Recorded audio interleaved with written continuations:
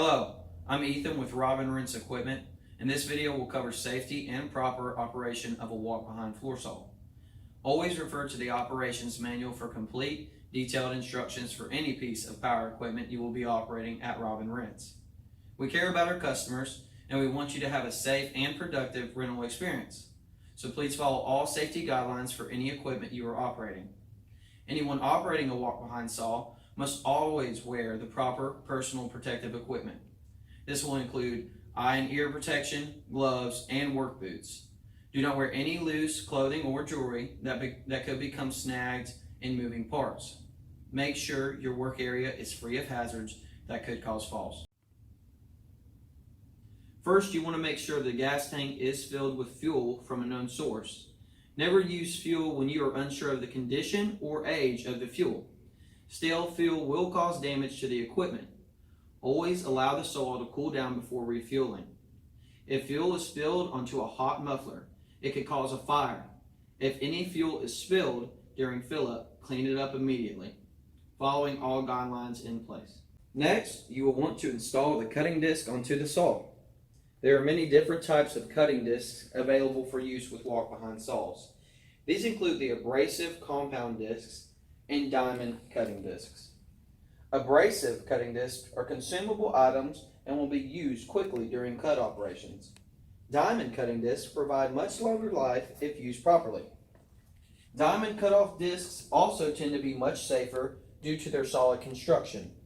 Abrasive compound discs can shatter at high speeds if the blade is not installed properly. Always use a cutting disc with the correct arbor size so the blade will run smoothly. If a blade arbor adapter is used, make sure it fits correctly into the cutting disc and onto the saw blade shaft. An improperly installed cutting disc can break, causing serious injury or damage to the saw. Now we are going to properly install our cutting disc.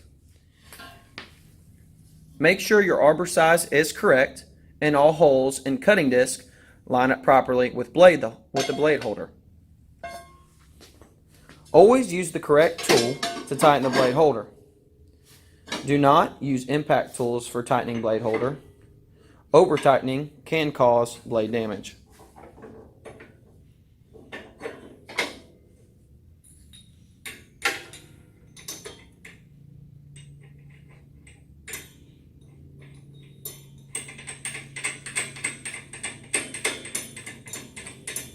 So please keep in mind that the standard setup for our rental saws use a reverse threaded nut to hold the blade.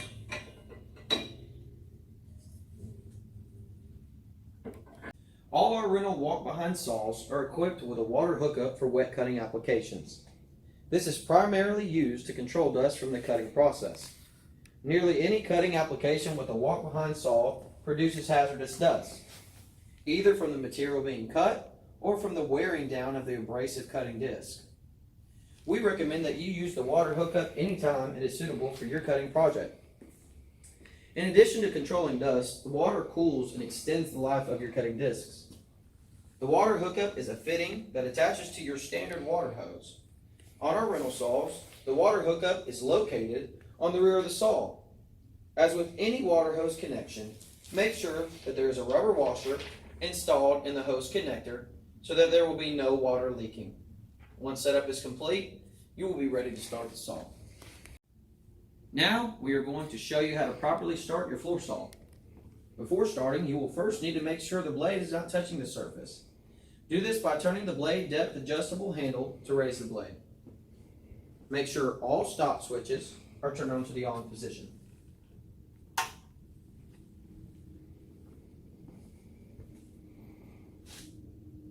On the side of the engine, near the air filter cover, you will see a gray choke lever, a black fuel shutoff valve, and a silver throttle lever.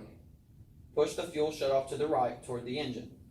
This will allow for fuel to enter the carburetor.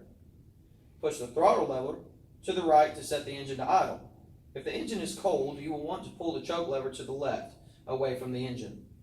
Once the shutoff valve, choke, and throttle are set, grab the handle of the saw with your left hand and the pull rope with your right. Slowly pull the rope until you get resistance. This tells you that you have pulled the engine over to the compression stroke. Let the pull rope return to the start position, and then quickly and smoothly pull the rope to start the engine.